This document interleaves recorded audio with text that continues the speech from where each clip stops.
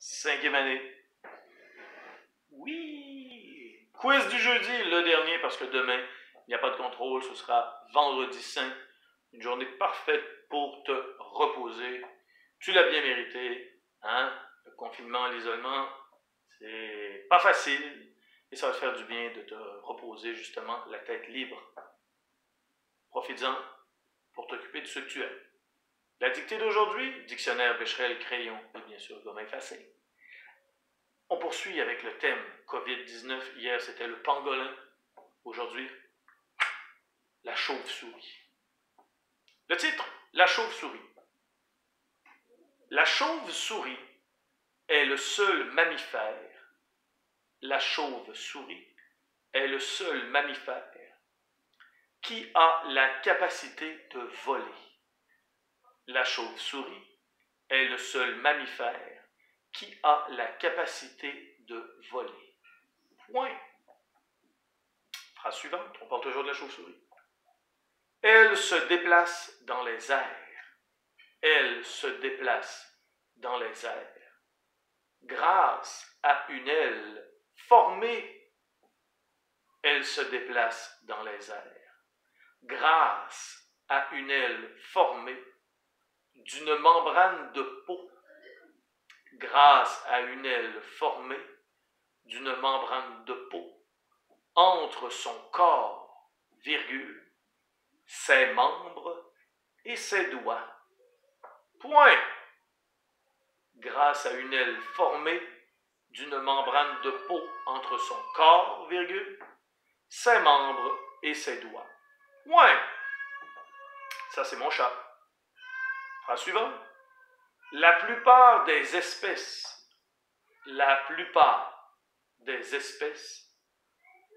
se posent. Et là, j'aimerais que tu conjugues pose avec espèces, donc au pluriel. La plupart des espèces ne se posent, attention, qu'exceptionnellement au sol.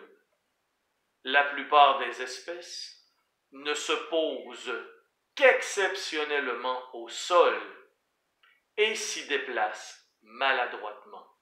Donc le déplace, tu le conjugues avec espèce, exactement au pluriel. Et s'y déplace maladroitement. Le si maintenant, attention, est-ce que c'est S-I, C-I ou S''Y? Excellente question.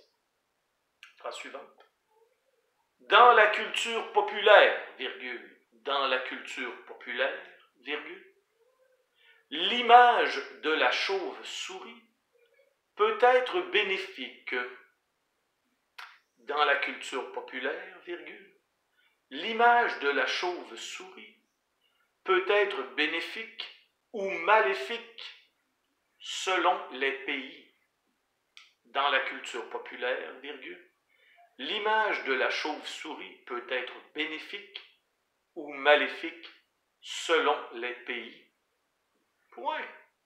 Et phrase finale. À cause de leur aspect étrange, à cause de leur aspect étrange et de leur vie nocturne, ils ont un aspect étrange et une vie nocturne. Attention pour le nom. À cause de leur aspect étrange et de leur vie nocturne, virgule, elles demeurent mystérieuses. Et le « elles » ici, c'est en parlant des chauves-souris. Je répète la phrase finale.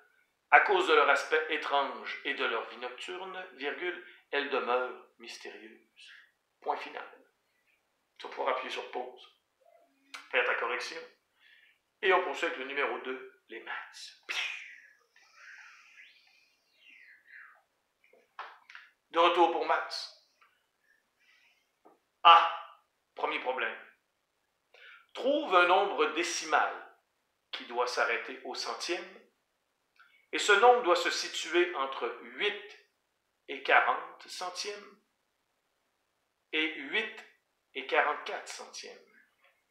Donc, tu me trouves un nombre décimal qui s'arrête au centième, qui se situe entre 8,40 et 8,44. Si tu préfères 8 et 40 centièmes et 8 et 44 centièmes.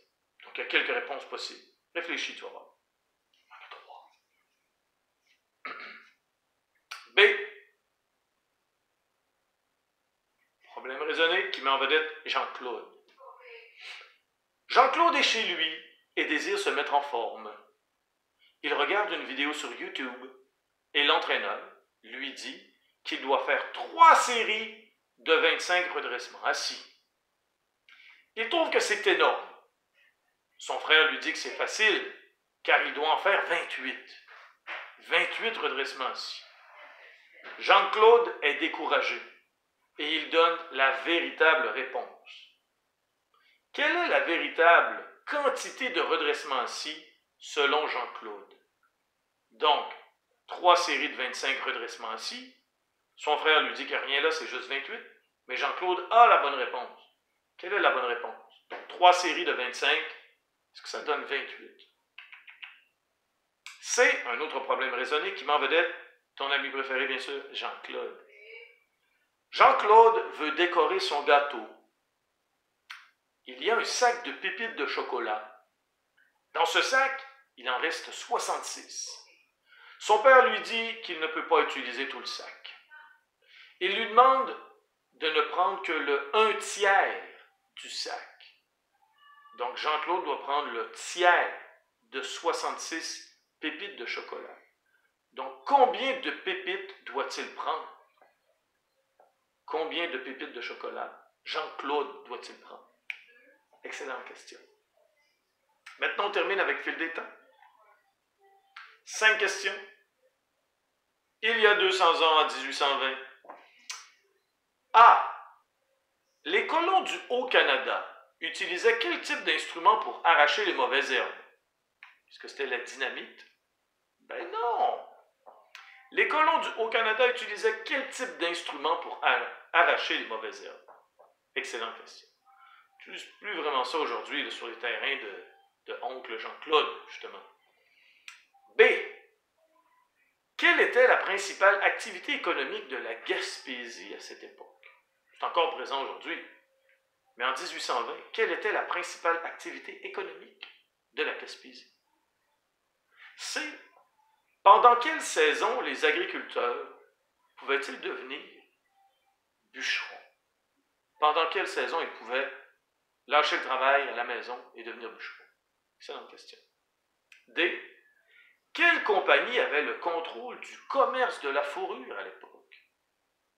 Quelle compagnie avait le contrôle, le monopole du commerce de la fourrure? Et E, cette question est connectée avec la question précédente. Cette compagnie existe-t-elle encore? Leurs magasins sont peut-être fermés, mais est-ce que la compagnie existe encore? Excellente question. Je te souhaite un excellent congé de Pâques et je te dis à la semaine prochaine. Bye!